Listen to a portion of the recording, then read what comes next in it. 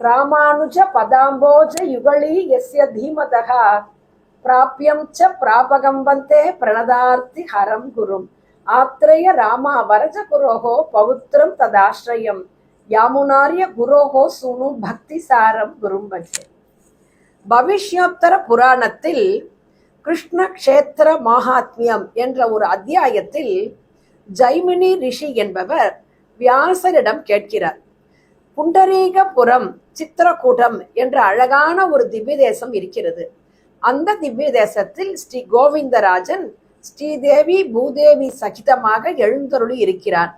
சாத்விக விமானத்தின் அடியில் எழுந்தருளி இருக்கிறான். தில்லை மரங்கள் அடர்ந்த தில்லை காடுகள் அப்படி இருந்தக்கூடிய அந்த இடத்தில் எம்பெருமான் எப்படி வந்தான் என்று அங்கு எழுந்தருளி எல்லாருக்கும் அனுகிரகம் செய்தான். யாருக்கெல்லாம் அங்கே மோட்சங்கள் இவன் எம்பெருமான் கொடுத்தான். இப்படி என்று பல திவ்ய சரிதைகள் அடங்கிய இந்த திவ்ய தேசத்து எம்பெருமான் ஆகிய கோவிந்தராஜனது அருள் பார்வை யார் மேல் பட்டது என்று பல கேள்விகளை எல்லாம் கேட்கிறார் ஜைமினி மகரிஷி.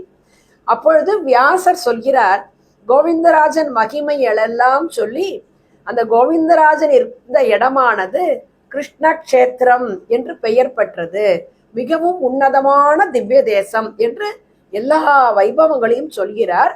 அடியேன் மிக சுருக்கமாக இங்கு விண்ணப்பிக்கிறேன்.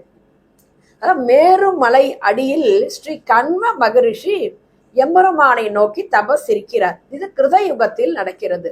பொதுவாகவே முனிவர்கள் என்றால் மனனம் செய்பவர்கள் முனிவர்கள். அந்த மனசுல எப்பவும் பகவத் ஸ்மரணையில் இருந்து கொண்டு அதை தியானித்து கொண்டு பகவானது கல்யாண குணங்களை அவர்கள் எப்பொழுதும் அனுபவித்துக் கொண்டே இருப்பார்கள். எம்பெருமான் ஒரு லீலைகள் இருந்தால் அதை ஆனந்திக்கப்படுவார்கள். இப்படி பல விஷயங்களை நினைத்து நினைத்து நினைத்து அவர்கள் ரிஷிகள் எல்லாருமே பொதுவாக தியானத்தில் ஈடுபடுவார்கள். அதை போல ஒரு சமயம் இவர் மேருமலை அடிவாரத்தில் ஸ்ரீ கண்வ மகரிஷி இப்படி தியானத்தில் இருக்கும் பொழுது அவருக்கு பெருமாள் பிரத்யட்சமானார். ஏன்னா எல்லாவற்றையும் துறந்து விட்டு அவர்கள் எம்பெருமான் திருவடி ஒன்றுதான் என்று நினைத்து எல்லா ஆசாபாசங்களை எல்லாம் விட்டுட்டு அவர்கள் நினைக்கிறார்கள் இல்லையா. பெருமாள் உடனே பிரத்யட்சமாறார். அப்போ இந்த கண்வ மகரிஷி கேட்கிறார், எனக்கு மோட்சம் வேண்டும் அப்படின்னு கேட்கிறார். உடனே இப்போ பெருமாள் சொல்றார், ஸ்ரீமன் நாராயணன் சொல்றார், நீ நல்ல தியானம் பண்ணின, என்னை எப்பவும் நீ தியானத்திலேயே இருந்து கொண்டு அனன்யா சிந்தையந்தோ மாம் ஏ ஜனாகா பரியுபாசத்தேன் கண்ணன் சொன்ன மாதிரி நீ வேற எந்த சிந்தையும் இல்லாம நீ என்னையே நினைச்சிருந்த, அதனால்தான் நான் இப்போ இங்க வந்திருக்கேன். ஆனாலும் உனக்கு என்று இந்த கர்மா இன்னும் பாக்கி இருக்கு. ஏன்னா இந்த கர்மா கழிஞ்சாதான் நம்மளோட பிறவி கழியும். இந்த கர்மா கழிவதற்காகத்தான் நாம் இந்த தேகத்தை எடுத்துக்கொள்கிறோம். நம்முடைய முக்குணமயமாக சத்வ ரஜோ தமோ குணத்தினால் நமக்கு இந்த பிறவி ஏற்படுகிறது. அந்த கர்மாக்கள் எல்லாம் கழித்து விட்டாலே எம்பெருமான் நம்மை அனுகிரகம் செய்து விடுவான். அப்படி இல்லைன்னா இந்த சரணாகதி மார்க்கம்னு வரைச்ச அப்போ அந்த சரணாகதியில் நிஷ்டை அப்போ பண்ணா அப்போ உடனே எம்பெருமான் ஆட்கொண்டு விடுவான். பக்தி யோகம் என்று பண்ணா இந்த பக்தி யோகத்துல நம்மளோட கர்மாக்கள் எல்லாம் எந்தெந்த ஜென்மால கழியறதோ அது போனாதான் நமக்கு எம்பெருமான் அனுகிரகம் பண்ணுவான். அப்போ இவர்களெல்லாம் அந்த சாதனை பக்தி யோகமாகிய சாதனைகளை வைத்துக்கொண்டு எம்பெருமானை அடைய வேண்டும் என்று சொல்லும் பொழுது அப்ப பெருமாள் என்ன சொல்ற, உனக்கு நிறைய கர்மா இருக்குப்பா, இந்த கர்மா எல்லாம் நீ கழிக்கணும்னா பல க்ஷேத்திரங்களுக்கு போ, பல க்ஷேத்திரங்கள்ல அங்கங்கு இருக்கக்கூடிய எம்பெருமான்களை எல்லாம் நீ சேவிக்க வேண்டும், அவர்களை ஆராதிக்க வேண்டும். எல்லாம் பண்ணிட்டும் அங்க இருக்கக்கூடிய நிறைய நதிகள்லாம் இருக்கும், திவ்ய நதிகள்லாம் இருக்கும். அந்த நதிகளிலையும் நீ ஸ்நானங்கள்லாம் முடிச்சுட்டு புண்ணிய நதிகளை எல்லாம் பார்த்துட்டு நீ என்ன பண்ற தெரியுமா, ஒரு சமயம் பிரம்மா என்ன பண்ணார், விஸ்வகர்மாவை கூப்பிட்டு ஒரு அழகான ஒரு நகரத்தை உருவாக்கினார். நல்ல சதுர வடிவமான ஒரு நகரம். அந்த நகரம் அதற்கு பேர் என்ன தெரியுமா, புண்டரீகபுரம் என்று பேர். அங்க புண்டரீக புஷ்கரணி இருக்கு. அந்த புண்டரீக புஷ்கரன் நிறைய தாமரை புஷ்பங்கள் எல்லாம் இருக்கு. அங்கு போய் நீ இங்க எப்படி நீங்க தபஸ் பண்ணியோ அதே போல நீ என்னை அங்க நீ தபஸ் பண்ணிடு, நீ என்ன கேட்டியோ அதை நான் அங்கு உனக்கு கொடுக்கிறேன் அப்படின்னு சொல்லிட்டு அவர்கிட்ட சொல்றார். அப்ப நான் அங்க வரும்பொழுது எப்படி தெரியுமா வருவேன், என்னோட தேஜஸ் ஆனது எவ்வளவு தூரம் அந்த திவ்ய தேசத்துல வருதோ அந்த திவ்ய தேசம் வரைக்கும் கிருஷ்ண கஷேத்திரம் என்று பெயர் அப்படின்னு சொல்லிட்டு மறைஞ்சுடுறார். உடனே ஸ்ரீ கண்வ மகரிஷி எப்படி எம்பெருமான் இவருக்கு ஆக்ஞாபித்தாரோ அதன்படியே எல்லா கஷேத்திரங்களுக்கும் சென்று எம்பெருமானை சேவிக்கிறார். எம்பெருமானை எல்லாம் சேவித்து விட்டு பல புண்ணிய நதிக்கெல்லாம் சென்று அங்க போய் எல்லாம் அந்த ஸ்நான பானங்கள் எல்லாம் முடித்து கொண்டு கடைசியில இந்த புண்டரீகபுரம் சித்திரக்கூட்டம் என்று சொல்லக்கூடிய இந்த அழகாக நல்ல அப்படியே தில்லை காடுகளாக இருக்கக்கூடிய அந்த தில்லை கஷேத்திரத்திற்கு வருகிறார். அதே போலவே அங்கே அந்த புஷ்கரணியை பார்த்து இவருக்கு ரொம்ப ஆனந்தமா இருக்கு. அங்க மேருமலையில எப்படி தியானம் பண்ணாரோ அதை காட்டிலும் இன்னும் பல மடங்கு சிரத்தையோட இந்த எம்பெருமானை மனசில் ஆழ்த்தி கொண்டு எம்பெருமானுக்கு ஆராதனைகள் எல்லாம் செய்து கொண்டு எல்லா கார்த்தாலேருந்து சாயங்காலம் வரைக்கும் என்ன சொல்லியிருக்கு சாஸ்திரம் அப்படின்னா, நாம் நம்முடைய கர்மாக்களை விடவே கூடாது. நம்மளோட கடைசி மூச்சு இருக்கும் வரை நம்முடைய நித்திய கர்மாக்களை நாம் செய்து கொண்டேதான் இருக்கணும். நமக்கு ஸ்மரணம் இருக்கும் இல்லையோ, நமக்கு பசிக்கிறது, தூங்குறோம், இதெல்லாம் நாம் செய்கிறோம் இல்லையா?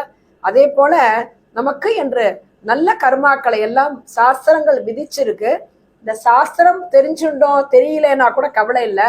அவரவர்கள் வீட்டில் அனுஷ்டானங்கள்ல பெரியவர்கள்லாம் என்னென்ன நல்ல காரியங்கள் செய்தார்களோ அந்த காரியங்களை நாம் செய்து வந்தாலே பெரியவர்கள் அந்த வழக்கத்தை நமக்கு காட்டி கொடுப்பதே நம்மளுடைய இந்த உயர்வான இந்த நம்மளோட சம்பிரதாயம் இருக்கே, இதுதான் நமக்கு சாஸ்வதமானது. அதனால் அவர்கள் அனுஷ்டானத்தை காட்டி கொடுத்தபடியே நாமும் அதை பின்பற்றி இருக்க வேண்டும். அதனால கர்மாக்களை எக்காலத்திலும் நாம் விடவே கூடாது. இவர் தபஸ் இருந்தாலும் எம்பெருமானுக்கு ஆராதனை எல்லாம் செய்து விட்டுதான் அவர் தபஸ் இருந்தார். அப்போ தபஸ் இருந்த உடனே அப்படியே உலகம் அப்படியே ஸ்தம்பிச்சுதான். அவர் அப்படியே மனசை இறுக்கி ஐம்புலன்களை அடக்கி தபஸ் இருந்தார் இல்லையா? உடனேயே இந்திரனுக்கெல்லாம் பயம் வந்து கொடுத்தான், தேவர்களுக்கும் பயம் வந்து கொடுத்தான். ஐயோ, எப்படி ஒரு மகரிஷி, இந்த கண்வ மகரிஷி இவ்வளவு அழகான ஒரு திவ்ய கஷேத்திரத்துல இப்படி நிஷ்டையோட தபஸ் இருக்காரு, என்ன ஆகுமோன்ட்டு தேவர்கள் எல்லாம் போய் இந்திரன் கிட்ட சொல்ல, உடனே இந்திரன் பார்த்துட்டு எல்லாரும் வாங்குவோம், நம்ம பிரம்மா கிட்ட போய் சொல்லுவோம், இப்படி ஒரு ரிஷி இப்படி பண்றாரே அப்படின்னு நினைச்சுன்னு எல்லாரும் பிரம்மா கிட்டக்கு போறா. பிரம்மாவிடம் சென்று இந்த மாதிரி கண்வ மகரிஷி திருச்சித்திர கூடத்தில் இப்படி ஐம்புலன்களை எல்லாம் அடக்கி கொண்டு தபஸ் இருக்கார், என்ன ஆகுமோ என்னவோ தெரியல அப்படின்ட்டு ரொம்ப பயந்துட்டு இந்த தபஸை எப்படியாவது களைச்சொல்லான்னு பலவிதமாக பிரயத்தனப்படுகிறார்கள் இவர்கள் இந்திராதி தேவர்கள் எல்லாரும். அப்போ பிரம்மா சொல்றார், நீங்க நினைக்கிற மாதிரி சாமானிய விஷயம், ஒரு அல்ப விஷயத்துக்காக இந்த கண்வ மகரிஷி தபஸ் இல்லை. ஏன்னா நல்ல தபஸ் இருந்து நல்ல ஒரு உயர்வான ஒரு வழிக்கு வந்துட்டா அந்த இந்திர பதவியோ பிரம்ம பதவியோ அவர்களுக்கு வந்துடும். இப்போ நாம சொல்றோம் இந்திரன்றது ஒவ்வொரு யுகத்திலையும் அந்த இந்திர பதவியானது மாறும். பிரம்மா ஒவ்வொரு யுகத்திலையும் பிரம்மாவும் மாறுவார். ஒரே பிரம்மா ஒவ்வொரு யுகத்துக்கும் வரமாட்டார். அவர்களதெல்லாம் ஒரு பதவி தான். பிரம்மான்றது ஒரு பதவி, இந்திரன்றது ஒரு பதவி தான். அதை போல அந்தந்த யுகத்திலையும் மாறிடும். அதனால இவர்களுக்கு பயம் வந்துடுத்து போலருக்கு. அவர் அல்ப விஷயத்துக்காக கேட்கல. கண்வ மகரிஷி எதுக்கு தியானம் பண்றாருன்னா, சாக்ஷாத் அந்த ஸ்ரீமன் நாராயணன் திருவடியை பெற்று அங்க வைகுண்டத்துக்கு போய் அங்க இருக்கக்கூடிய நித்தியசூரிகளோட சேர்ந்து எம்பெருமானுக்கும் தாயாருக்கும் மற்றவர்களுக்கும் அந்த நித்தியர் முக்தர்கள்லாம் இருக்காளே அங்க எல்லாருக்கும் இவர் நித்திய கைங்கரியம் பண்ண வேண்டும் என்று வழிவிலா அடிமை செய்ய வேண்டும்னு ஆசைப்படுறார். அதனால நீங்க அதெல்லாம் பயப்படாதீங்க, போயிட்டு வாங்கன்னு சொல்றார். இருந்தாலும் இவர்கள் சமாதானம் ஆகவில்லை. அப்ப வாங்கோன்னு சொல்லி இந்திராதி தேவர்கள் எல்லாரும் போய் திருப்பார்கடல் க்ஷீராப்திக்கு போறா. எம்பெருமான் அங்க க்ஷீராப்தியில் இருக்கான். உடனே எல்லாரும் போய் ஸ்தோத்திரம் பண்ணி பெருமாளை ஸ்தோத்திரம் பண்ணி அவ எல்லாம் தன்னோட கோரிக்கைகள்லாம் சொல்றா. இந்த மாதிரி கண்வ மகரிஷி அங்க உட்காந்து சித்திரக்கூடத்துல இருந்து தபஸ் பண்றாரு, எங்களுக்கு ரொம்ப பயமா இருக்கு அப்படின்னு இவர்கள் எல்லாம் சொன்ன உடனே பெருமாள் சொல்றார், நீங்க யாருமே பயப்படாதீங்கோ, நான் தான் அவருக்கு மகரிஷியை தபஸ் பண்ண சொன்னேன், என் திருவடியை அடைய வேண்டும் என்று அவர் தபஸ் பண்றாரே தவிர லோக விஷயமாக அவர் எதற்கும் தபஸ் பண்ணவில்லை. இப்ப நான் அவருக்கு காட்சி கொடுக்கும் காலமானது நெருங்கி விட்டது. அதனால் நீங்க எல்லாம் என்ன பண்றீங்கோ, நீங்கள் எல்லாரும் சித்திரக்கூடத்துக்கு போங்கோ, உங்களுக்கெல்லாம் தனித்தனியாக ஒரு இடத்தை அங்கே அமைத்து கொள்ளுங்கள், நானும் அந்த சமயம் அங்கு கண்வ மகரிஷி அனுகிரகம் செய்கிறேன் என்று பெருமாள் அந்த க்ஷீராப்தி திருப்பார்கடல் இருக்கு இல்லையா அங்க சொல்றார். உடனே எல்லாரும் கிளம்பி சித்திரக்கூடத்துக்கு அவரவர்கள் அங்கே தங்கி விட்டார்கள். அந்த சமயத்துல கண்வ மகரிஷியும் வழக்கம் போல பெருமாளுக்கு ஆராதனை எல்லாம் பண்ணி எம்பெருமானை தியானத்துல அப்படியே ஈடுபடலான்ட்டு அப்படியே கண்ணை முடிந்து அப்படியே உட்காரலான்னு நினைக்கிறார். பங்குனி மாசம் திங்கட்கிழமை பௌர்ணமி உத்தர நட்சத்திரம் அன்று விடியற் கார்த்தால திடீர்னு ஒரு மேகம், அப்படியே இருண்ட மேகம் மாதிரி அப்படியே கார் இருள் சூழ்ந்துதான். இவருக்கு மகரிஷிக்கு ஒன்றும் புரியலையா, காலங்கார்த்தால இப்படி இருட்டா இருக்கே, காலமேகம் மாதிரி எம்பெருமானோட திருமேனி இப்படி இருக்கே அப்படின்னு இப்படி ஆச்சரியமா பாக்குறார்.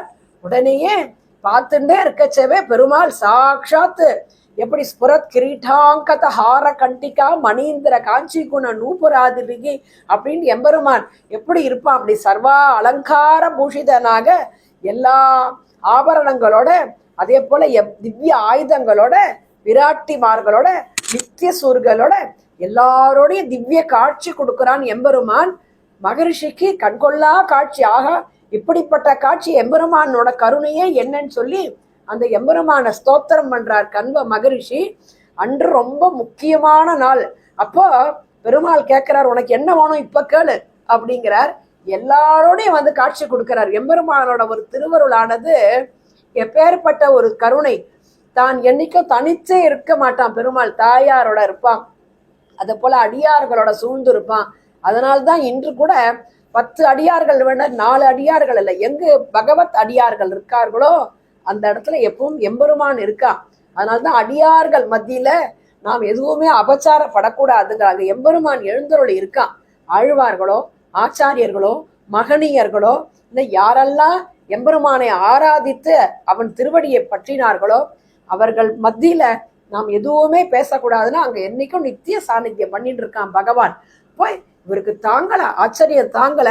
உடனே பெருமாள் உனக்கு என்ன வேணும் கேட்கச்ச அப்ப சொல்றார், இந்த சேவை எனக்கு கிடைச்சதே, இப்பேற்பட்ட சேவையானது உம்மோட ஒரு திவ்ய கடாட்சத்தினால் எனக்கு கிடைச்சது.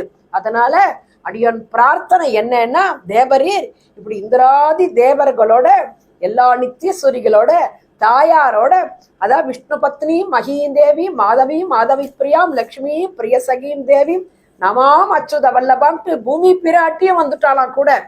ஏன்னா எப்போ ஸ்ரீதேவி கூடவே இருப்பா, ஆனா இங்க பூமி பிராட்டியும் வந்துட்டா, நீலாதேவியும் வந்துட்டாளா. ஹிரீச்சதே லக்ஷ்மீச்ச பத்னியும்ட்டு இந்த சகாரம் 2வது சகாரம் நீலாதேவிய சொல்றதாம்.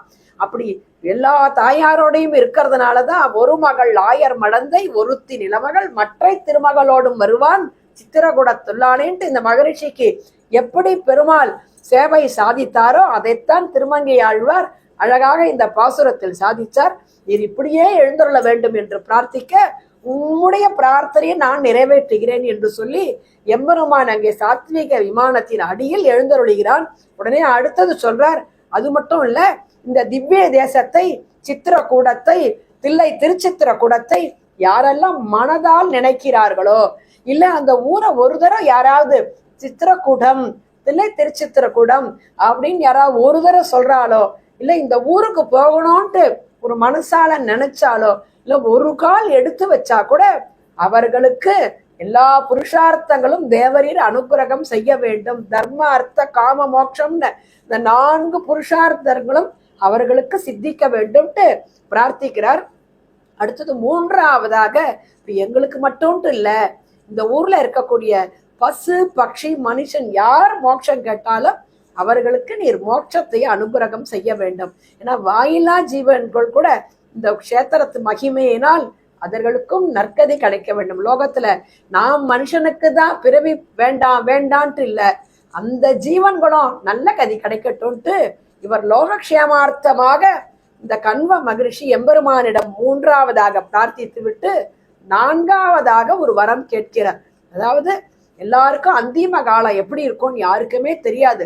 நமக்கு உடம்புல நல்ல ஒரு தெம்பு இருக்கிற வரைக்கும் நமக்கு எல்லா தைரியம் வளத்தோட இருப்போம், சொல்வளம் எல்லா வளமும் இருக்கும். ஆனால் அந்திம காலம் நெருங்க நெருங்க அவரவர்களுக்கு எப்பேற்பட்ட ஒரு இது கிடைக்கும்னே சொல்ல முடியாது இல்லையா. அப்ப அந்திம காலம்தான் வாழ்க்கையில ஒரு மனிதனுக்கு முக்கியமானது. அந்த ஸ்மரணையும் இருக்கணும். நம்ம உடம்பால் சரீரத்தாலையும் நாம கட்டப்படக்கூடாது, உள்ளத்தாலையும் கட்டப்படக்கூடாது. இதுக்கு இறைவனோட அருள் என்னைக்கும் வேணும். அதனால அதுக்கு மேல அப்படி எல்லாம் நடந்துட்டு மறுபடியும் இந்த சம்சார பிறவில தள்ளுற மாதிரி நமக்கு ஒரு ஜென்மா இந்த உயிர் போனதுக்கு அப்புறம் இந்த சரீரத்தை விட்டதுக்கு அப்புறம் இந்த ஆத்மாவானது இன்னொரு பிறவிக்கு இன்னொரு சரீரத்துக்கு போச்சுன்னா பிறவி வேஸ்ட் இல்லையா? அதனால அவர் பிரார்த்திக்கிறார், இந்த ஆத்மாவானது இந்த சரீரத்தை விட்டாச்சுன்னா நீரே எழுந்தருள் இருந்து இந்த ஆத்மாவை அங்க வைகுண்டத்துக்கு நீர்தான் அழைத்து கொண்டு செல்ல வேண்டும் என்று ஸ்தோத்திரம் பண்ணி பிரார்த்திக்கிறார். உடனே அந்த 4 பிரார்த்தையும் நிறைவேற்றி விட்டு இவர் எப்படி ஸ்ரீ கண்வ மகரிஷி ஆசைப்பட்டு மகரிஷி கேட்டாரோ அது அப்படியே நிறைவேற்றி கொடுத்தான் எம்பெருமான். அதனால்தான் தில்லை சித்திரக்கூடத்தில் பங்குனி உத்தரத்தன்று இந்த கோவிந்தராஜன் திருநட்சத்திர வைபவம் இன்றும் கொண்டாடப்படுகிறது. திருக்கல்யாண உற்சவம், மட்டையடி உற்சவம் எல்லாம் அன்று நடக்கிறது. அன்றுதான் எம்பெருமான் எழுந்தருளினான், மகரிஷிக்காக எழுந்தருளினானா.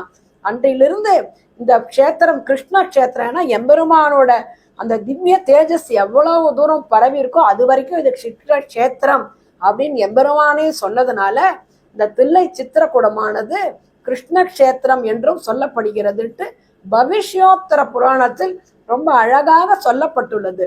இப்போ கண்வர்க்குன்ட்டு இல்ல, அம்பரீஷனுக்கும் இந்த எம்பெருமான் அனுகிரகம் செய்திருக்கிறார், குச்சல் அவர்களுக்கும் செய்து இருக்கிறார்.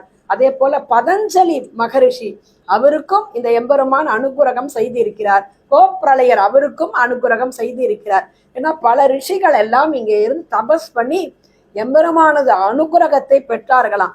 பதஞ்சலி அவர் ஒரு ஆதிசேஷன் மாதிரி ஒரு சின்ன பாம்பாக உருக்கொண்டு அத்ரி முனிவர் ஒரு தியானத்துல இருந்தாராம். இப்படி ஒரு அஸ்தத்துல இப்படி அஞ்சலி அஸ்தம் மாதிரி வச்சுட்டு இப்படி இருக்கும்போது இந்த அஸ்தத்து உள்ளுக்குள்ள சின்ன பாம்பா நுழையிறார். உடனே அத்ரி மகரிஷி சொல்றாராம், எப்பா நீ ஆதிசேஷனாச்ச, இப்படி என்னோட அஸ்தத்து உள்ளுக்குள்ள என்னத்துக்கு இப்படி நான் அஞ்சலி பண்ணி பெருமாளை சேவிச்சுட்டு இருக்கச்ச, இப்படி என்னத்துக்கு நீ இப்படி திருட்டுத்தனமா வர, நீ பூலோகத்தை போய் இருந்துட்டு கொஞ்சம் சாபம் கொடுக்குறார். உடனேயே ஆதிசேஷன் பிரார்த்திக்கிறார் அவர்கிட்ட, எனக்கு சபிச்சுட்டே, இந்த மாதிரி சபிக்க கூடாது, எனக்கு இந்த பிறவி வேண்டாமே அப்படின்னச்ச, ஒன்றும் கவலை இல்லை, நீ புண்டரீகபுரம்ன்ற இடத்துல போய் நீ அங்க போய் எம்பெருமான தியானம் பண்ணு, நீ தியானம் பண்ணா உனக்கு அந்த எம்பெருமான் காட்சி கொடுப்பான், அதற்கப்புறம் உன்னோட சாபம் போகும் அப்படின்னு சொல்ல, அப்போ அவர் வருகிறார். இங்க பதஞ்சலி மகரிஷி இந்த சன்னதிக்கு மேற்கு பக்கத்துல அழகாக ஒரு சேஷ தீர்த்தம்ட்டு ஒரு கிணறு மாதிரி ஒரு குளம் மாதிரி வெட்டி அங்க இருந்து ஒரு பர்ணசாலை அமைச்சு அங்க பகவத் தியானத்துல ஈடுபடுகிறார். அப்பொழுது எம்பெருமான் அவருக்கு பிரத்யட்சமாகி அவருக்கு என்ன வேணும் அப்படின்னு கேட்கச்ச, அப்ப சொல்றார், அவர் பாணினி சூத்திரம் வடமொழியில இருக்கக்கூடிய இலக்கணத்துக்கு அவர் பாஷ்யம் எழுதியிருக்கார். அதுக்கு ஒரு ஆத்தரைஸ் கொடுக்குற மாதிரி தேவரீர் கொடுக்கணும்னு சொல்றார். அதே போல யோக சாஸ்திரம் எழுதியிருக்கார். அதையெல்லாம் அனுகிரக வைக்க வேண்டும் என்று பதஞ்சலி பிரார்த்திக்கிறார். பதஞ்சலி மகரிஷி மகத்தான காரியத்தை பண்றார். ரொம்ப ஒரு ஆதிசேஷன் தான் அந்த பதஞ்சலியாக வந்திருக்காரு இல்லையா? அப்ப அதுக்கு மேல இந்த சேஷ தீர்த்தத்துல யாரெல்லாம் குளிச்சு ஸ்நானங்கள்லாம் பண்ணுகிறார்களோ அவர்கள் பாவங்கள்லாம் போகணும் இங்க அப்படின்னு பிரார்த்திக்கிறார். அப்ப பிரார்த்திக்கச்ச எம்பெருமான் உனக்கு அப்படியே ஆகட்டும் சொல்லி அவருக்கும் இப்படி அனுகிரகம் பண்றாராம். இப்படி இந்த திவ்ய தேசமானது ரொம்ப அழகாக பல ரிஷிகளுக்கு எல்லா விதத்திலையும் எம்பெருமான் அனுகிரகம் செய்து இருக்கிறான்ட்டு புராணங்கள்லாம் சொல்றது. அது மட்டும் இல்ல, இந்த திவ்ய கஷேத்திரமே எப்படி இருக்கும் அப்படின்னா, ஒரு சமயம் ஆழ்வார், திருமங்கை ஆழ்வார் இந்த திவ்ய தேசத்துக்கு வரும்பொழுது ரொம்ப அழகாக இருந்துதான்.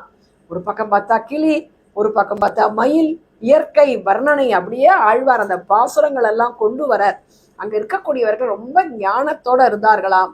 யாருமே எந்த ஒரு நிமிஷத்தையும் வீணாகவே போக்குறது இல்லையா. எப்பவும் பகவானோட ஒரு நாட்கள எப்பவும் பகவத் ஸ்மரணை மட்டும் இல்ல, அவர்கள் வாயாலும் பகவானை எப்பவும் துதி பாடிக்கொண்டே இங்க இருந்தார்கள். ஆழ்வார் காலத்துல அப்படியே அவர் பார்த்திருக்கார். ரொம்ப ஆச்சரியமா இருக்கு. ஏன்னா முன்னாடி இருந்த ஆழ்வார்கள்லாம் சொல்லச்ச திரேதாயத்துக்கு அப்புறம் கிருதயுகத்துக்கு அப்புறம் பார்த்தாக்க அப்போ கொஞ்சம் அந்த சம்பந்தத்தினால நல்ல ஞானவான்களா இருக்கான்னு சொல்லலாம். கலியுகத்துலன்னு பார்க்கச்ச எல்லாரோட மனசுமே அப்படியே சிथिலமா போன காலத்திலையும் திருமங்கை ஆழ்வார் காலத்துல எல்லாரும் இப்படி உயர்ந்து எம்பெருமானையே சொல்லிட்டு இருந்தாலே அப்படின்னு நினைச்சுட்டு அவர் அப்படியே பார்க்கிறார். பார்க்கச்ச இந்த மயில்லாம் என்ன பண்ணித்தான், தோகையை விரிச்சுட்டு ஆடித்தான். எதனால மயில் இப்படி தோகையை விரிச்சுட்டு ஆடுறது அப்படின்னு பார்த்தா தேனாடமாட கொடியாடு தில்லை திருச்சித்திரக்கூடம். ஒவ்வொரு பாசுரத்திலையுமே தீயோங்க ஓங்க புகழோங்கு தில்லை தில்லை திருச்சித்திரக்கூடம்ன்றார். திருமால் திருமங்கையோடு தில்லை திருச்சித்திரக்கூடம்ட்டு அப்படி ரொம்ப ஆச்சரியமான ஒவ்வொரு பாசுரத்திலையும் இந்த தில்லை திருச்சித்திரக்கூடத்தை பத்தி அழகாக வர்ணனை பண்றார். இப்படி பண்ணச்ச அங்க வேதம் சொல்லி கொண்டு எப்ப பார்த்தாலும் அந்தணர்கள் வேதம் சொல்லிட்டு இருப்பாளாம். அப்போ அந்த வேதங்கள் சொல்லிட்டு இருக்கும் பொழுது நிறைய மாணவர்களா அந்த அந்தணர்களுக்கு இருந்தா அந்தணர்களுக்கும் அந்த மாணவர்களுக்கெல்லாம் சொல்லி கொடுத்துட்டு இருப்பா. அப்ப அந்த மாணவர்கள் எல்லாரும் என்ன பண்ணுவாளாம், வேதம் சொல்லிகிட்டே இருப்பாளாம். ஒரு சமயம் என்ன ஆயிடுத்து, ஆழ்வார் பார்க்கச்ச அந்த மாணவர்கள் சொல்லிகிட்டே இருக்கச்ச ஒரு அடிப்பிறழ்வு ஏற்பட்டுடுத்து. கொஞ்சம் மறந்து போயிடுத்து, இல்லை முன் சொல்றது பின்னாடி சொன்னது ஏதோ ஒரு குழப்பம். அப்போ அந்த வீட்டுல கிளி இருந்துதான். இந்த கிளி என்ன பண்ணித்தான், இவர்கள் எங்க தப்பா சொன்னாலும் அந்த வரியை எடுத்து கொடுத்துதான் கிளி. அவ்வா இளமங்கையர் பேசவும் தான் அருமாமரை அந்தனர் சிந்தை புக செவ்வாய்க்கிளி நான்மறை பாடு தில்லை திருச்சித்திரக்கூடம் சொல்றார் அவர். அப்போ என்ன பண்ணுவாளாம், இந்த பெண்கள் எல்லாரும் அந்த வீட்டுல இப்படி ஆண் மகன்கள் எல்லாரும் வேதம் சொல்லிட்டு இருக்கச்சு அதை கேட்டு கேட்டு கேட்டு மத்தியான வேலை என்ன பண்ணுவாளாம், வீட்டு பின்னாடி உட்காந்துட்டு அந்த விஷயத்தெல்லாம் எல்லாரும் சேர்ந்து துஷ்யந்திச்ச ரமந்திச்சன்ட்டு போதையந்தகா பரஸ்பரன் எல்லாரும் சொல்லிட்டு இருப்பாளாம். அப்போ இவர்கள் வளர்த்த கிளி என்ன பண்ணுமோ அது அத்தனையும் கேட்டுட்டே இருக்குமா. அதை கேட்டுட்டு இந்த பெண்கள் சொல்ற வேத அந்த விஷயங்கள் எல்லாத்தையும் கிரகிச்சுட்டு வச்சுக்குமா. அப்போ இந்த பசங்கள்லாம் சொல்லச்சு எங்கேயாவது கொஞ்சம் மாணவர்களுக்கு இந்த வேதத்துல ஒரு அடிப்பிறழ்வு ஏற்பட்டு விடுதுன்னா அப்ப எடுத்து சொல்லித்தான் இதை திருமங்கை ஆழ்வார் பிரத்யட்சமா பார்த்தாராம். அப்பேற்பட்ட அந்த காலத்துல பாருங்க, பெண்கள் எல்லாரும் அனாவசியமான பொழுதுபோக்குல அனாவசியமான ஒரு பேச்சு இல்லை, பாகவத சம்பந்தத்தை தவிர அந்த பெண்கள் எல்லாம் எவ்வளவு உயர்ந்து இருக்கான்றத நமக்கு ஆழ்வார் பாசுரத்துல எவ்வளவு அழகாக காட்டுகிறார். நல்ல ஞானத்தோட இருந்திருக்கார்கள் போல இருக்கு. ஏன்னா வீட்டுல இருக்கிற விஷயத்த மத்தியான வேலை உட்காந்து கார்த்தால கேட்ட விஷயத்த இந்த பெண்கள் பேசுறார்கள் அப்படின்னா எவ்வளவு ஈடுபாடு, எவ்வளவு ஞானம். அது அந்த ஞானம் அந்த கிளி வரைக்கும் போய் சேர்ந்து இவ அந்த கிளி எடுத்து கொடுத்துடுத்துன்னா அப்ப ஆழ்வார் பாசுரம் பொய் இல்லை இல்லையா. அது ரொம்ப அவர் உயர்வாக சொல்லணும்ன்றது அவர் ஒரு மனசுல ஒண்ணு வச்சுன்னு சொல்லல, பார்த்த காட்சிய திருமங்கி ஆழ்வார் வர்ணிக்கிறார்னா அப்ப தில்லை திருச்சித்திரக்கூடத்துல அந்த காலத்துல பெண்கள் அவ்வளவு சிரேஷ்டமா இருந்திருக்காளாம். அவ்வளவு இந்த ஊர்ல உள்ளவர்கள்லாம் வேதம் ஓதிட்டு இருந்திருக்கா. அப்பேற்பட்ட மகிமை பொருந்திய திவ்ய தேசம். ஏன்னா அந்த ரிஷிகள் காலத்திலேருந்து தொடர்பு உண்டான திவ்ய தேசம் இல்லையா. அதனாலதான் இந்த வீட்டுல எல்லாரும் என்ன பண்ணுவாளாம், அக்னி இப்படியே வளர்த்து வளர்த்து வளர்த்து ஹோமம் பண்ணி புகை ஊர் ஃபுல்லா புகையா இருக்குமா. இந்த புகை என்ன ஆகுமா, வானத்துல அங்கங்க இந்த யாக குண்டத்திலேருந்து வரக்கூடிய புகையெல்லாம் அங்கெல்லாம் இருக்கச்ச அந்த புகை அங்கங்க நிக்கிறத பார்த்துட்டு மயில்கள் என்ன நினைச்சுதான், சித்திரக்கூடத்துல இருக்கிற மயில்லாம் இந்த புகையெல்லாம் மேகங்கள் போல இருக்கு அப்படின்னு நினைச்சுட்டு உடனே என்ன பண்ணித்தான், ஆகா மேகம் வந்துடுத்துன்னு நினைச்சுட்டு இதுகள் தோகையை விரிச்சுட்டு ஆடித்தான்.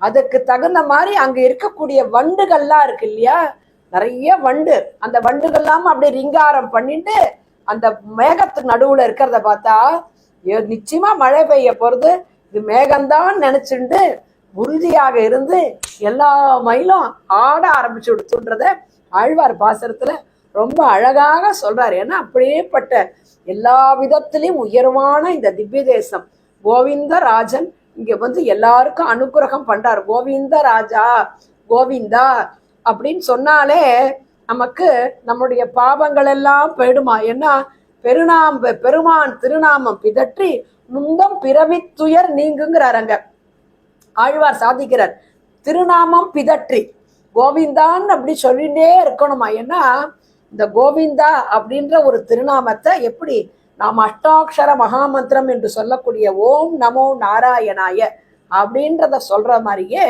இந்த கோவிந்த திருநாமத்தில் பிரணவமாகிய ஓமையும் நமப்பதத்தையும் சேர்த்து நமக்கு ஓம் கோவிந்தராஜாய நமகான்னு சொல்லிகிட்டே இருந்தாலே அவ்வளவு உயர்வு. அதே போல பல பீஜாட்சரங்கள்லாம் இருக்கு. அந்த பீஜாட்சரங்களோட இந்த கோவிந்த நாமத்தை சேர்த்து உபனிஷத்துக்கள் எல்லாம் இந்த கோவிந்தான்ற நாமத்தின் மகிமையை இந்த உபனிஷத்துக்கள் சொல்றது, வேதங்கள்ல இருக்கக்கூடிய உபனிஷத்துக்கு எல்லாம் சொல்றது. அதே போல நாம் பிராட்டி சகிதமாக இருக்கக்கூடிய எம்பெருமானை பற்ற வேண்டும் என்று சொல்லக்கூடிய உயர்ந்த மந்திரங்கள்லாம் இருக்கு.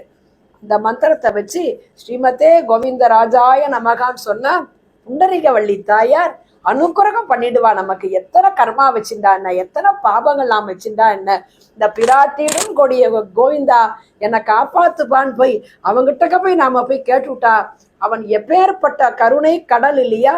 அப்போ முன்னாடி அவன் கிருஷ்ணாவதாரத்துல திரௌபதி அவனை தானே கோவிந்தான்னு கூட்டா இல்லையா. சங்கு சக்கர கதாபாணி துவாரகா நிலையச்சுத கோவிந்த புண்டரீகாட்சன்னு சொன்னா இல்லையா. ரக்ஷமாம் என்னை காப்பாத்துன்னு சொல்லச்ச அத்தனை புடவைகள் வஸ்திரங்களை கொண்டு கொடுத்தானே எம்பெருமான்.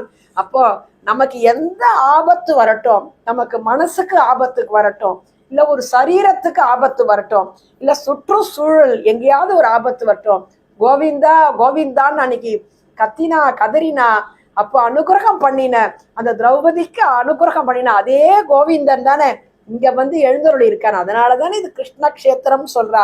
அப்ப அந்த கோவிந்தன் எப்படி வஸ்திரத்தை கொடுத்து மானத்தை திரௌபதிக்கு காப்பாத்தினானோ அதே போல நம்மையும் காப்பாற்றுவான் கோவிந்தான்னு சொன்னா நம்மளோட பாவங்கள் போக. ஏன்னா பகவான் கிருஷ்ணாவதாரம் முடிச்சுட்டு வைகுண்டத்துக்கு போச்ச நினைச்சானா, ரொம்ப கவலையோட போனானா, திருப்தியா போகலையா. ஐயோ இப்படி நம்மள திரௌபதி நம்ம கூப்பிட்டாலே கோவிந்தான்னு கூப்பிட்டாலே நம்மால நேர போய் காப்பாற்ற முடியலையே, நம்ம அந்த வஸ்திரம் தான் அவளுக்கு அனுகிரகம் பண்ணமே தவிர என்னால அவளை நேர போய் காப்பாற்றக்கூடிய ஒரு சூழ்நிலை இல்லையே. இந்த துக்கம் என்னை தாங்கலை, எனக்கு மனசுல அந்த துக்கம் இருந்துட்டே இருக்கே. இந்த துக்கம் எப்படி இருக்கு தெரியுமா, நிறைய கடன் வாங்கிட்டு கட்ட முடியலன்னா எப்படி வட்டி ஏறிண்டே போகுமோ அந்த மாதிரி அன்னைக்கு திரௌபதி என்ன கோவிந்தா கோவிந்தா கோவிந்தான்னு கூட்டது இப்படி வட்டி வாங்கி கடன் ஏறின மாதிரி எனக்கு ஏறுறது. கோவிந்தேதி யதா கிரந்த கிருஷ்ணம்மாம் தூரவாசினம் ருணம் பிரவர்த்தமிதமே அப்படின்னு சொல்றான். ஹிருதயான் நாப சர்பதின்ட்டு கண்ணனே சொன்னது. அப்போ அவன் கண்ணனுக்கே ஐயோ கோவிந்தான்னு கூப்பிட்டு என்னால காப்பாற்ற முடியலையேன்னு எவ்வளவு வருத்தப்பட்டானோ அன்னிலதான் அவன் நினைக்கிறானா, யார் கோவிந்தான்னு கூப்பிட்டாலும் உடனேயே நான் போறேன், அன்னைக்கு தவற விட்ட மாதிரி இனி என் அடியார்கள்ட்ட நான் தவற விட மாட்டேன்னு சொன்னானா. அதனாலதான் இன்னமும் பாருங்க, நம்ம சங்கல்பம் பண்ணச்ச கூட கோவிந்த கோவிந்த கோவிந்தன் 3 தரம் சங்கல்பம் பண்றா. இந்த சரீரம் விட்டுட்டு அந்திம ஸ்மிருதி அந்திம சம்ஸ்காரங்கள்லாம் நடக்கிறது இல்லையா. அப்ப அந்த அந்திம சம்ஸ்காரத்துல அந்த சரீரத்துக்கு சம்ஸ்காரம் பண்ணும்போது கோவிந்தா கோவிந்தா கோவிந்தான் தான் சொல்றா. என்னன்னா இவன் வாழ்நாள்ல எப்படி என்ன காரியங்கள் பண்ணாலும் இந்த கோவிந்த சப்தம் அவனால அந்த உயிர் போனதுக்கு அப்புறம் சொல்ல முடியலன்னா கூட அவனோட சார்பாக மற்றவா சொன்னாலும் இவனது பாபங்கள் போகட்டும், இவனது கர்மாக்கள் போட்டோம், இனி இந்த ஆத்மாக்கு நல்ல ஒரு ஸ்ரேயஸ் கிடைக்கட்டும், நல்ல கதி கிடைக்கட்டும்ட்டு எல்லாரும் அந்த பின்னாடி இருக்கிறவாள்லாம் நமக்கு அதை காட்டி கொடுத்ததுனாலதான் இன்னைக்கும் கோவிந்தா கோவிந்தா கோவிந்தான்னு சொல்றா. கோவிந்த நாம சங்கீர்த்தனம் அப்படின்னு அந்த பஜன சம்பிரதாயத்திலயும் கோவிந்தா கோவிந்தான்னு சொல்றா இல்லையா. க்ஷத்ரபந்து மகாபாபி, நல்ல குணமே கிடையாது, நல்ல இதுவே அனுஷ்டானமே கிடையாது, எல்லாரையும் இம்சை பண்ணிட்டு இருந்தான். ஆனாலும் ஒரு சமயம் அவனுக்கு ரொம்ப ஒரு நல்ல இது கிடைச்சது. அப்போ நாரதர் அவனுக்கு இந்த கோவிந்த மந்திரத்தை உபதேசம் பண்றார். அவன் நாரதர் தாகமா இருக்குன்னு தீர்த்தம் கொடுக்குறான். அப்போ அந்த மந்திரத்தை என்னாவது எனக்கு ஒரு நல்ல கதைக்கு ஏதாவது ஒரு உதவி பண்ணணும் அப்படின்னு கோவிந்த நாமத்தை உபதேசம் பண்றார். இவன் அவ்வளோ கெட்ட அவன்கிட்ட நல்லதே இல்லை, ஒரு நல்ல ஒரு சகவாசம் கிடையாது, நல்ல எண்ணங்கள் கிடையாது, நல்ல அனுஷ்டானங்கள் கிடையாது. ஆனாலும் அந்த கோவிந்தா கோவிந்தா கோவிந்தான்னு சொல்லிகிட்டே இருந்ததுனால அடுத்த பிறவி ஒரு நல்ல பிறவி கிடைச்சி நல்ல காரியங்களை செய்து நல்ல அனுஷ்டானங்களை பண்ணி பகவத் பாகவதர்கள் எல்லாம் ஆதரிச்சு அதன் பயனாக அதற்கு அடுத்த ஜென்மத்துல அவனுக்கு மோட்சம் கிடைச்சுதான். அதனால இந்த கோவிந்தான்ற ஒரு திருநாமமானது நமக்கு எல்லா கவலையும் போக்கும், நம்ம எல்லா பாவத்தை பொசுக்கும். எப்படி தீயினில் தூசாகும். எல்லா ஆழ்வார்களும் பார்த்தா பொய்கை ஆழ்வார், பூதத்தாழ்வார், பேயாழ்வார், திருமழிசை ஆழ்வார், இப்படி நம்ம ஆழ்வார்கள் பாசங்கள்லாம் சொல்றோம். ஆண்டான், நம்ம ஆழ்வார், பெரியாழ்வார், என்ன கோவிந்த நாமத்தை அப்படியே ஒரு தீசிஸ் பண்ணலாம். அவ்வளோ கோவிந்த நாமத்தை பத்தி கோவிந்தான்ற இடத்த எடுத்து ஒரு எம்ஃபிலோ ஒரு பிஹெச்டியோ பண்ற அளவுக்கு அவ்வளோ விவரங்கள். ஒன்னொன்னும் மற்ற ஆழ்வார்களை விட்டு விடுவோம். கோவிந்தருக்கு குற்றேவல் அப்படின்ட்டு ஆண்டாள் ஆசைப்படுறா. இனி போய் அப்படி செய்யும் அப்படிங்கிறா. இன்னுமே நான் போய் என்ன செய்ய போறேன், இப்ப செய்யாம கோவிந்தனுக்கு, அதனாலதான் குறைவொன்றும் இல்லாத கோவிந்தா அப்படின்ட்டு திருப்பாவையில சொல்றா. கூடாரே வெல்லும் சீர் கோவிந்தா, இந்த கோவிந்தான்னு சொல்றாளே ஆண்டாள், அந்த திருநாமத்துக்கு உண்டான மகிமை அப்படியே அளப்பரிது. வியாக்கியானம் எவ்வளவு நாளும் அந்த கோவிந்த திருநாமத்துக்கு எழுதலாமா. அப்பேற்பட்ட அந்த எம்பெருமான் தபஸ் இருக்க வேண்டாம், ஒரு தானம் பண்ண வேண்டாம், நம்மால சரீரத்தால எதுவும் பண்ண முடியாது, ஞானமும் இல்லை அப்படின்றதுனாலதான் ஆழ்வாரே ஊன் வாட உண்ணாது உடலில் பிரியா புலனைந்தும் நொந்து தாம்பாட வாட தவம் செய்ய வேண்டாங்கிறார். இன்னும் வேண்டாம், சித்திரக்கூடத்துக்கு போங்கோ அப்படின்னு திருமங்கி ஆழ்வார் சொல்றார். ஆனா நமக்கு சித்திரக்கூடத்துக்கு போவோம், கோவிந்தான்னு சொல்லுவோம், இந்த சம்பரோக்ஷனை எல்லாரும் கண்டு கழிக்கணும். இந்த சம்பரோக்ஷணம் அப்படின்னாலே சம்யக்கு புரோக்ஷணம். இப்போ அந்த கலசத்துல எல்லாம் தீர்த்தம் புரோக்ஷணம் பண்ணிட்டு அதுக்கப்புறம்தான் சம்பரோக்ஷணம். ஏதோ ஸ்ரீ வைஷ்ணவ சம்பிரதாயத்துல அந்த ஸ்தூபிகள்லாம் இருக்கு இல்லையா, அதுல முதல்ல என்ன பண்ணுவான்னா புரோக்ஷணம் பண்ணிடுவா. புரோக்ஷணம் பண்ணிட்டு அந்த கலசத்துக்கு எல்லாம் அதுக்கப்புறம் ஜலம் ஜலிப்பா. அதெல்லாம் நாம எல்லாரும் சேவிக்கணும். ஏன்னா இங்க சித்திரக்கூடத்துல அந்த விமானத்துல 7 கலசங்கள் இருக்கு. சில சன்னதிகள்ல ஒரு கலசம் இருக்கும். அந்தந்த மூலமூர்த்தி எப்படியோ அதுக்கு தகுந்த மாதிரி கலசங்கள் இருக்குமா. இங்க பெருமாள் மூலவர் படுத்துன்னு சயன திருக்கோலத்துல படுத்துன்னு இருக்காரு இல்லையா, அதனால இங்க அதுக்கு தகுந்த மாதிரி கர்ப்ப கிரகம் எவ்வளவு பெருசு இருக்கோ அதற்கு தகுந்த போல் இங்க 7 கலசங்கள் இருக்கு. யாகசாலையிலையும் 32 குண்டங்கள் படப்பட்டு உள்ளது. 27 வேதிகை அங்க இருக்கு. அங்க இப்பதான் அஷ்டபந்தனங்கள்லாம் பெருமாளுக்கு சாத்தி முடிச்சிருக்கா. அங்க அஷ்டபந்தனம்லாம் ரொம்ப விசேஷம். ஏன்னா இந்த அஷ்டபந்தனம் என்று சொல்றோம் இல்லையா, அது ஆதார பீடம் விஷ்ணு பீடமும் அப்படியே அதை அதுக்குண்டான சம்பந்தத்தை நமக்கு காட்டுறது. இந்த பிரகிருத்தின்னு சொல்லக்கூடிய பூமி, விகிருத்தின்னு சொல்லக்கூடிய எம்பெருமான், இத சம்பந்தம் ஒண்ணுக்கு சம்பந்தம் இல்லையா. இந்த பிரகிருதியில் இருக்கக்கூடிய நாம எல்லாம் பிரகிருதியில இருக்கோம்.